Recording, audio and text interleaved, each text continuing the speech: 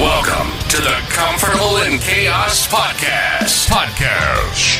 Strangle your demons and let's go. Y'all need Jesus!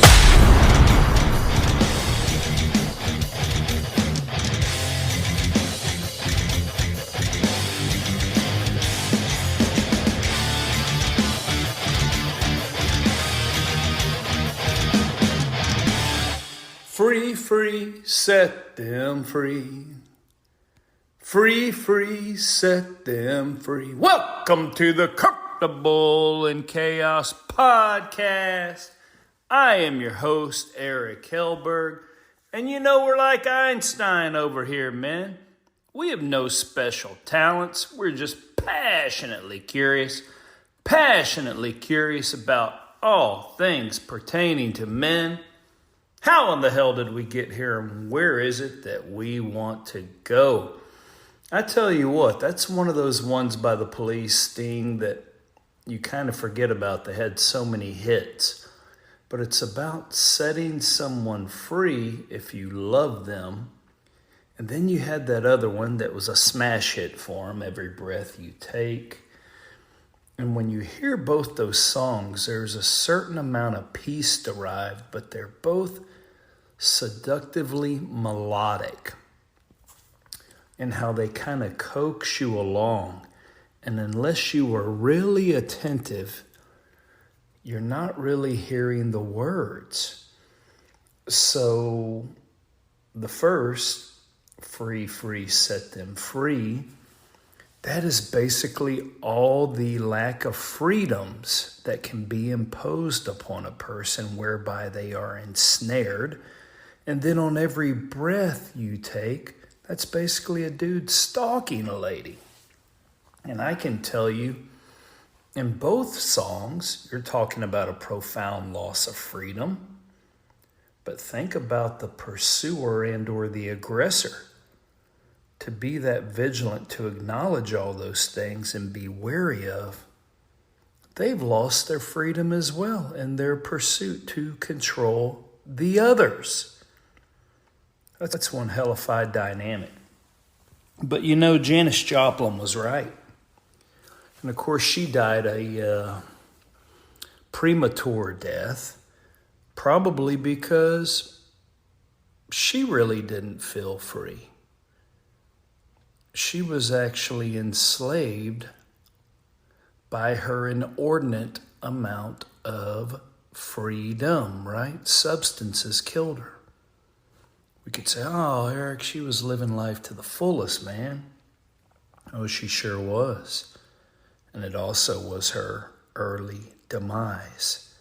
Things have to be tempered, despite the fact as men, we have a yearning desire for freedom. And I don't think we can be men without being free. Now, what in the hell does that mean? All that life, liberty, and pursuit of happiness shit? Absolutely. Without that autonomy, I believe a man shrinks. Now, he can be overzealous in his approach and his grasp of that. For certain, especially when loved ones come into the mix, a spouse, children, right? You cannot be selfish, but you definitely can be self-concerned. That right there is one of the conundrums of the faith, right? The Lord gives us free, right? Freedom, free will.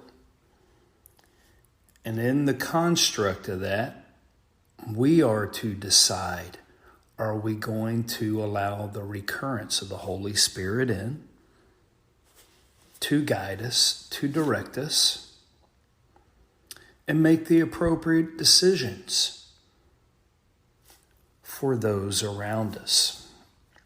But it does require a self. It requires self-preservation and self-enhancement, or else none of those other things can ever be attained. You have to know as a man that you're moving within your God-given construct. And I would tell you that a man must have an overarching purpose for his life. Now, it can be evolving at all times, but the cornerstone of that is your personal freedom. Let's talk a little freedom here. We loved it when we killed Osama bin Laden, right? And let's think about that. That mission was a kill-capture mission. Everyone said, we went in there to assassinate him. No. Development group was sent in there with kill-capture orders, but they were given the freedom, the autonomy to decide based upon the situation on the ground. And when they were on target, what presented itself. So dudes start walking up the stairwell. We know how they garnered entry when they heloed in. We know about the crash landing. Khalid, one of Osama's sons, happens to step out because you had a very savvy operator. He whispers his name, steps out on the landing of that stairwell, exposes his head just enough, pop, he's dead. And at that time, 2 more SEALs enter that room, that bedroom on the top floor. One actually rushes a group of women, children, tackles them much to his own peril. And at that time, Osama bin Laden grabs one of his wives, places them in front of him, and he doesn't surrender. And there is also an AK nearby and or in his hands. There's variation in the story still to this day. But from what I heard, that AK was limp. He had the wife right there, and that positioned who we now know as Rob O'Neill. He wrote the book, The Only Easy Day Was Yesterday, under the pseudonym of Matt Bissonnette. Well, that gave him the freedom to make the split-second judgment that this would be a kill mission. Man is armed. They are in danger. And what happens? 3 rounds penetrated Osama's skull. He falls down. And then other team members come in and add a few more shots into the torso after that. So that was freedom. And with that freedom that was allowed, they made a decision. And they made a decisive decision. So what else is freedom? Are you a freedom fighter? You soft, weak in the knees for Ukraine? You feel like you need to help them? All right. Well, I tell you what, I'm hitting my laptop right here. If you really want to help Ukraine, I will give you my direct contact who is there on the ground right now. His name is Roland Bartesco. And if you message me, he will only communicate to you at first via his Gmail account. And probably within 2 weeks, you can darn sure be on the front lines. Yeah, if you're concerned for Ukraine's freedom, we can get your ass on the front lines. You can email Roland and he'll make it happen.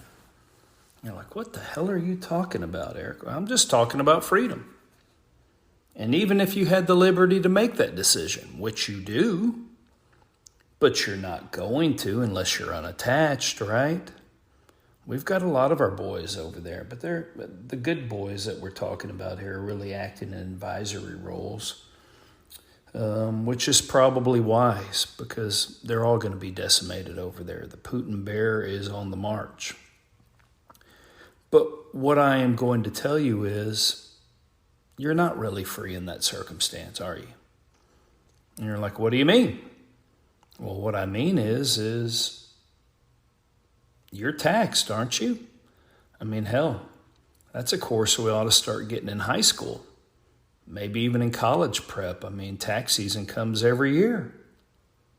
But we never learn about that stuff in school. That's a profound lack of freedom, and so is taxation. So whether you love those dudes or not, love that cause, you're not free because you're paying for it. You betcha, directly and indirectly. So in that instance, no matter what side of the geopolitical fence you're on, you're not truly free, are you? And so that begs the question, and I was listening to a short clip. I was kind of thinking of this message on freedom. And then I heard Sven from Badass Counseling. He's a big old fellow, cool dude. And he helped me segue right into this part right here. Goes right back to what Jan is saying. Freedom is just another word again for nothing left to lose. So if that is the case, we're all pretty cognizant that if we lost this or lost that, it will impugn our freedom. So that begs the question. When you don't have personal freedom in some regard, you're owned, aren't you? So let me ask you, man, who or what owns your ass? You're going to be like, motherfucker, I'm not owned by anyone. Oh, yeah? Okay. I'm a big, bad, tough guy. I ain't owned. Oh, yeah? Okay. Are you owned by your employer? Are you owned by your spouse? Are you owned still internally by the ghost of parents past? Are you owned by your own shame or guilt?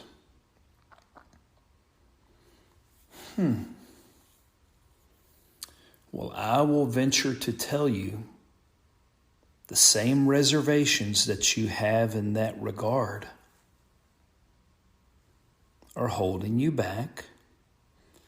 And unless you assert yourself, your freedom to simply be, and actually, not in society's ways, but put an I in there.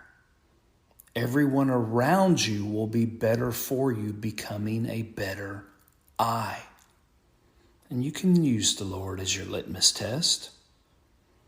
That's solid ground book evidence and guidance that you can follow every day. And then walk it out. But unless you start asserting yourself, and even if you do not like the results you get upon taking that step, won't you certainly be freer than you were? Let's start doing that today, man. And I think I'm going to get into more of that freedom and your overarching purpose in life on the very next episode. So until next time on the Comfortable in Chaos podcast, I bid you bon voyage, my burgeoning flock. Until next time, like and subscribe to the Comfortable in Chaos podcast.